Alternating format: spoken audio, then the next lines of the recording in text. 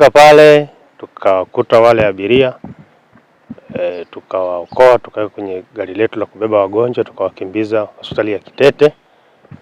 Na bahati mbaya yule mwenye bajaji mwenyewe alikuwa amekimbia. Kwa kwenye saa 7 hivi 8 tukafanikiwa kuitoa bajaji, tukaileta, iko kituoni kwetu, ndio hii hapa. Imeharibika kwa kweli. Wale abiria walikuwa ni wakina mama wote watatu. Mmoja anaonekana alikuwa mjamzito. Walikuwa katika hali sio mbaya sana according to. Wito wangu ni watu kuendelea kuwa makini, kwa sababu anajua kabisa eneo hilo lilivyo, maji anayaona yalivyo mengi, lakini anathamini fedha zaidi, kwa sababu wale abiria wamempa fedha kwa ajili ya kuwafikisha nyumbani. Yeye badala ya kuambia ukweli kwamba hapapitiki, akathamini fedha, akaingia majanga ndio hayo. Kwa hiyo nazidi kusisitiza wananchi, kipindi hiki ni kipindi cha mvua kubwa, na leo asubuhi nimesikia watu wa TMA wakisema mvua pia zitaendelea kuwa nyingi kidogo.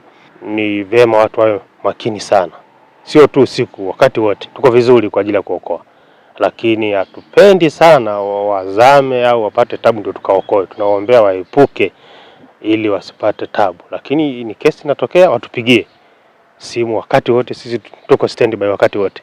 Nadhani wanajua namba yetu 114. Tunakuja haraka sana kufanya maokozi. Watuelekeze pia tunakwenda. Asubuhi hii pia tulipata taarifa ya nguzo ya umeme kuangukia nyumba. Sasa tumeenda kuangalia pale. Baada ya kuona kwamba ni nguzo ya umeme, basi tumeenda kuambia wenzetu wa TANESCO, nao sasa wanashughulikia hilo swala la kuokoa. Tulivyoingia mbele tukakutana na maji. Baada ya kukutana na maji tukageuza ili kupata mwafaka mwingine.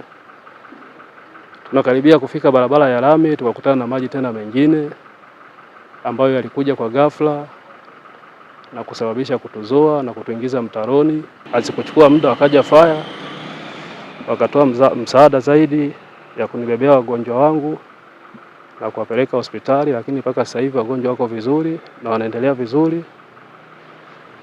Na chombo cha usafiri tayari walikitoa usiku ule ule. Nawashukuru sana kwa hilo, na ninamuomba Mungu kwa kuwa wote tuko wazima tuliokuwepo katika usafiri. Mimi kama dereva wa bajaji